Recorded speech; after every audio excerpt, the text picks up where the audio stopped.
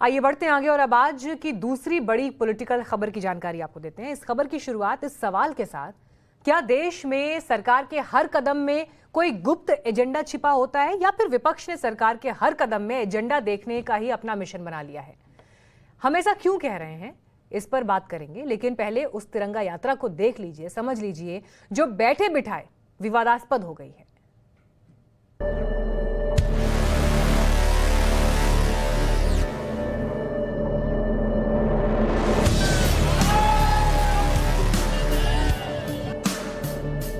देश की आन बान शान, हिंद का अभिमान, हिंदुस्तान का प्रतीक और पहचान तिरंगा।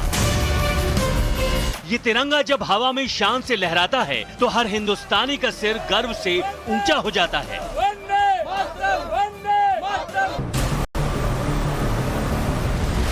बुधवार को कुछ ऐसा ही हुआ जब लाल किले से सांसदों की तिरंगा बाइक रैली को उपराष्ट्रपति वेंकैया नायडू, केंद्रीय मंत्री प्रहलाद जोशी और पीयूष गोयल ने हरी झंडी दिखाकर रवाना किया।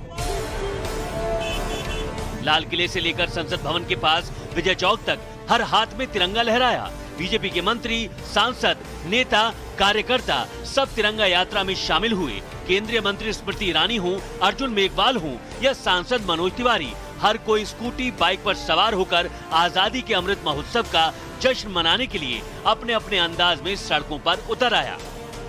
हम सभी लोगों से बोलेंगे कि हमने अपना तिरंगा सजाया है, हमने अपने घर पे तिरंगा लगाया है, आप भी अपने घर पे तिरंगा लगाइए। पहली बार इतिहास में लाल किले से इंडिया गेट को जोड़ने की कोशिश हुई है। नरेंद्र मोदी जी को धन्यवाद। केंद्र सरकार ने आजादी के अमृत महोत्सव के तहत तिरंगा यात्रा का आयोजन किया था। इसके लिए सरकार के संस्कृति मंत्रालय ने सभी सांसदों को खत लिखकर इसमें शामिल होने का न्योता दिया था। विपक्ष के लोगों को भी आमंत्रित किया था, मेरी ओर से ही पत्र गया था, मेल भी किया था, हमारे यहाँ से फोन भी किए थे, उनको भी सम्मिलित होना चाहिए था। दिल्ली से लेकर श्रीनगर तक तिरंगे की ताकत का रंग दिखा। जम्मू कश्मीर रिकॉन्सिलिएशन फ्रंट के चेयरमैन और कश्मीरी पंडित एक्टिविस्ट संदीप मावा ने श्रीनगर में हुर्रियत दफ्तर के गेट पर भी तिरंगा लहरा दिया। जम्मू कश्मीर रिकॉन्सिलिएशन फ्रंट और कश्मीरी पंडित एक्टिविस्ट संदीप मावा ने आज हुर्रियत ऑफिस के बाहर झंडा जो है इसी पीछे जो आप मेरे दरवाजा देख रहे हैं उस पे लगाया। हालांकि हुर्रियत अभी घाटी में कोई एक्टिविटी नहीं कर रहा। उसकी वजह यह है कि सरकार लगातार उन पर क्रैकडाउन कर रही है, किया है। तिरंगे के इस उत्सव पर भी राजनीति का रंग चढ़ाने की जमकर कोशिश हुई। सियासी गलियारों में तिरंगे पर जो तूफान उठा, उससे आने वाले कुछ दिनों में देश की राजनीति जमकर लहराने वाली है। रंजिता झा, कुंदन सिंह, रविकांत राय के साथ bureau report, times now, Navbharat. और अब बात तिरंगा बाइक रैली पर हुए विवाद की, लेकिन इस विवाद के जिक्र से पहले एक छोटा सा किस्सा। आजादी से ऐन पहले गांधी जी लाहौर में थे और जब उन्हें ये मालूम हुआ कि तिरंगे से चरखे को हटाकर उसकी जगह अशोक चक्र लाया जाएगा तो वो बेहद क्षुब्ध हुए। लाहौर में 7 अगस्त 1947 को गांधी जी ने कांग्रेस कार्यकर्ताओं के सामने नाराजगी जाहिर की। उन्होंने कहा, मैं भारत के ध्वज में चरखा हटाए जाने को स्वीकार नहीं करूंगा। अगर ऐसा हुआ तो मैं झंडे को सलामी देने से मना कर दूंगा। आप सभी को मालूम है कि भारत के राष्ट्रीय ध्वज के बारे में सबसे पहले मैंने सोचा और मैं बगैर चरखा वाले राष्ट्रीय झंडे को स्वीकार नहीं कर सकता। तो ये गांधी जी का पूरा कोट मैंने आपके सामने पढ़ा। किस्सा सिर्फ इसलिए कि तिरंगे से जुड़ा विवाद तो आजादी से पहले ही शुरू हो गया था। ये अलग बात है कि गांधी जी ने बाद में तिरंगे के नए रूप को स्वीकारा, लेकिन वो दौर सिद्धांतों का था और ये दौर कोरी राजनीति का है, जहां विवाद किसी भी बात पर हो सकता है।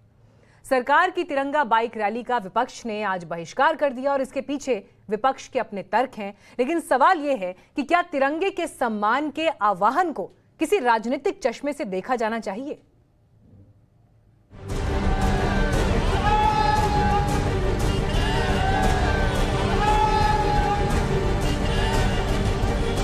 Their entire idea is to take the money out of these people's pocket, right, and put it into rich businessmen's pocket.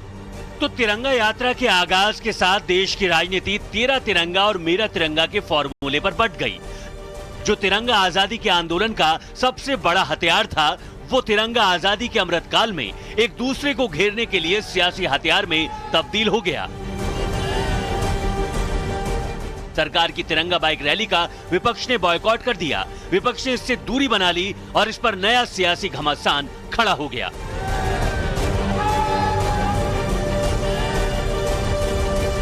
तिरंगा बाइक रैली आयोजित की गई थी रेड फोर्ट से लेकर पार्लियामेंट तक, जिसमें सभी सांसदों को, सभी दलों को न्योता दिया गया था, आमंत्रित किया गया था कि वो भी शामिल हो, क्योंकि तिरंगा किसी एक पार्टी का नहीं होता, वो पूरे देश का 135 करोड़ लोगों की जन आकांक्षाओं का प्रतिबिंब है, हमारी स्वतंत्रता का सबसे पावन चिन्ह है।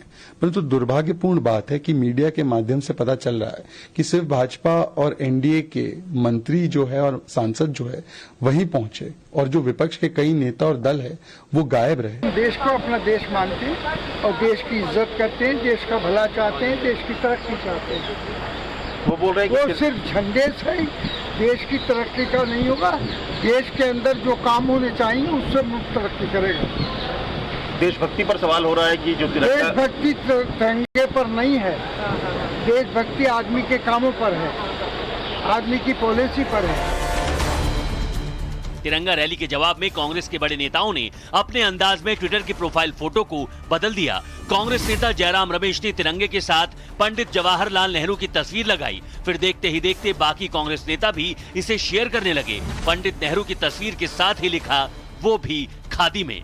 मतलब जयराम रमेश बता रहे हैं कि प्रोफाइल फोटो में पंडित नेहरू के हाथ में जो झंडा है वो खादी का झंडा है। कांग्रेस पार्टी ने अपने आधिकारिक ट्विटर हैंडल से भी ट्वीट किया और लिखा कि तिरंगा हमारे दिल में है, लहू बनकर हमारी रगों में है। 31 दिसंबर 1929 को पंडित नेहरू ने रावी नदी के तट पर तिरंगा फहराते हुए कहा था, अब तिरंगा फहरा दिया है, ये झुकना नहीं चाहिए। ये सिलसिला यहीं नहीं रुका। कांग्रेस के बाकी नेताओं ने भी इस तस्वीर को खूब ट्वीट किया। साथ ही बीजेपी और आरएसएस से सवाल भी पूछे। हम हाथ में तिरंगा लिए अपने नेता नेहरू की डीपी लगा रहे हैं, लेकिन लगता है प्रधानमंत्री का संदेश उनके परिवार तक ही नहीं पहुंचा। जिन्होंने 52 सालों तक नागपुर में अपने हेडक्वार्टर में झंडा नहीं फहराया, वो क्या प्रधानमंत्री की बात मानेंगे? कांग्रेस के ही पवन खेड़ा ने ट्वीट करके आरएसएस और मोहन भागवत के ट्विटर हैंडल का स्क्रीनशॉट लगाया और लिखा, संघ वालों अब तो तिरंगे को अपना लो। ये सरकार की ये तिरंगा की चलते हम देख रहे हैं हमारे पड़ोसी देश चीन, जिसके साथ हमारी दुश्मनी है, उनसे तिरंगा पताका मंगाए जा रहे हैं। ये तिरंगा पताका बनाने के लिए खादी को छोड़कर चुनिंदा कुछ बिजनेसमैनों को ये कॉन्ट्रैक्ट दिया जा रहे हैं। और खादी और महात्मा गांधी एक दूसरे का नाम होते हैं। महात्मा गांधी बनाम खादी, खादी मतलब महात्मा गांधी। महात्मा गांधी की पहचान है खादी से, खादी की पहचान महात्मा गांधी से। वो खादी को विसर्जन देने के लिए ये सरकार आज सारे कवायद कर रहे हैं। सिर्फ कांग्रेस ही नहीं, पीडीपी अध्यक्ष महबूबा मुफ्ती ने भी इसी बहाने बीजेपी को निशाने पर लिया। हो सकता है आपने हमसे हमारा झंडा छीन लिया हो, लेकिन इसे हमारे सामूहिक विवेक से मिटा नहीं सकते। महबूबा मुफ्ती का ये दर्द जम्मू कश्मीर के उस झंडे के लिए है जो आर्टिकल 370 के खात्मे के बाद अतीत का हिस्सा हो चला है। अमृत महोत्सव किसी पार्टी का, किसी दल का, किसी विचारधारा का, राजनीति का नहीं है। अमृत महोत्सव उस स्वतंत्रता आंदोलन का है जिस विरासत में कांग्रेस शामिल थी। आज अपने ही विरासत से भाग रही है। कांग्रेस का इतना व्यक्तिवाद हो चुका है, कांग्रेस का दर्शन, कांग्रेस का सिद्धांत, कांग्रेस का व्यवहार पूरा व्यक्तिवाद पर आधारित हो गया है। इसी कारण से कांग्रेस आज तिरंगा को जवाहरलाल नेहरू से विस्थापित कर रही है। अब सवाल ये है कि तिरंगा किसी पार्टी या सरकार का नहीं है, तिरंगा देश का है, तो फिर विपक्ष को इस पर ऐतराज क्यों? हालांकि ये बात अलग है कि राजनीति में बिना फायदे के कुछ होता नहीं, लेकिन हाल के वक्त में सरकार को इससे कोई पॉलिटिकल माइलेज मिलता भी दिखाई नहीं देता। हाँ, ये जरूर है कि बीजेपी ने तिरंगा उत्सव को एक इवेंट में जरूर तब्दील कर दिया। हो सकता है आने वाले वक्त में वो इसका क्रेडिट भी ले। शायद उसी डर से विपक्ष इस आयोजन पर सवाल खड़े कर रहा है। रंजिता झा, कुंदन सिंह, रविकांत राय के साथ अमित कुमार, टाइम्स नाउ भारत। सरकार की पहल का कांग्रेस ने विरोध किया, लेकिन कांग्रेस ने विरोध करते करते कुछ तर्क भी दिए हैं। तो आइए अब जरा उन तर्कों का विश्लेषण किया जाए।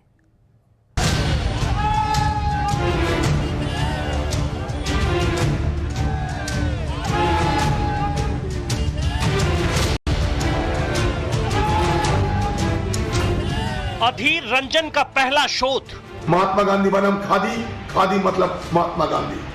महात्मा गांधी की पहचान आई खादी से, खादी की पहचान महात्मा गांधी से।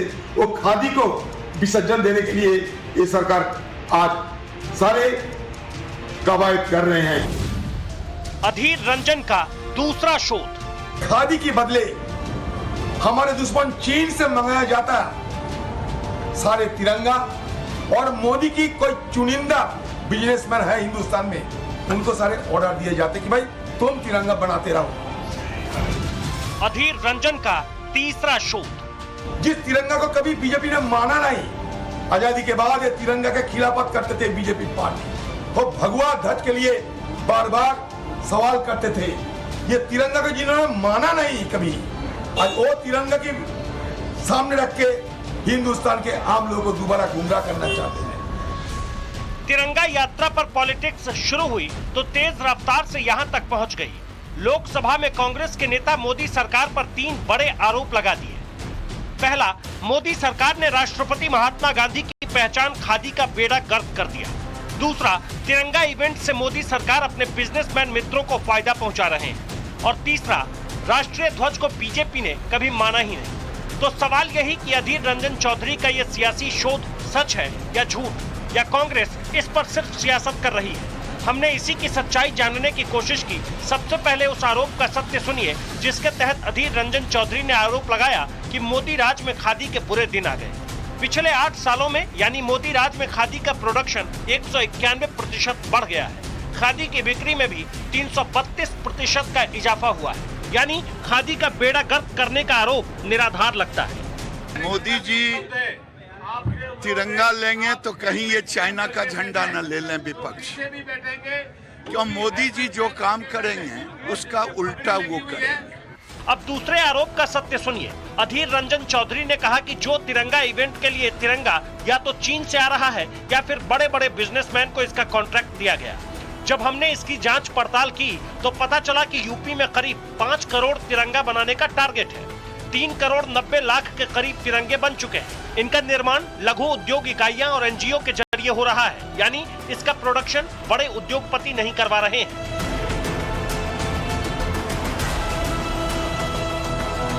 अब आप सोचिए, हमने भाजपा का झंडा लगाने को तो बोला नहीं था, हमने तो तिरंगा लगाने को बोला। अभी वो तिरंगा से भी नफरत करने लगे हैं।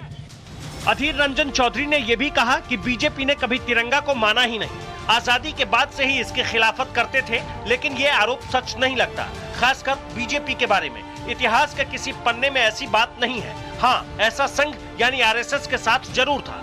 2002 तक संघ ने अपने मुख्यालय पर तिरंगा नहीं फहराया, लेकिन 2002 के बाद से उसने भी तिरंगे को अपना लिया। लेकिन ऐसा सिर्फ आरएसएस के साथ नहीं था। सीपीआईएम ने अगस्त 2021 में पहली बार अपने दफ्तर पर तिरंगा फहराया।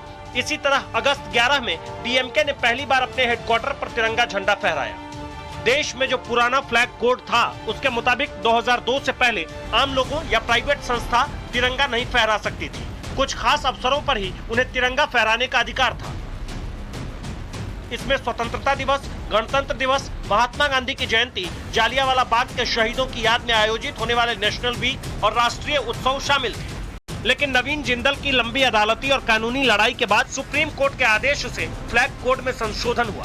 26 जनवरी 2002 से भारत के सभी नागरिकों को किसी भी दिन राष्ट्रीय ध्वज को फहराने का अधिकार मिल गया।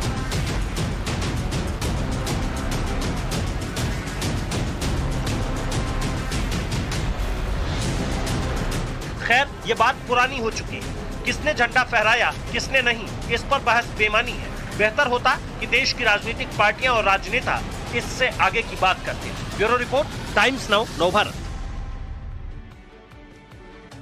और आइए अब आपको दिखाते हैं इस पर आपका ओपिनियन। हमने आपसे ये सवाल पूछा कि सरकार की तिरंगा यात्रा को लेकर हो रही राजनीति पर आपकी क्या राय है।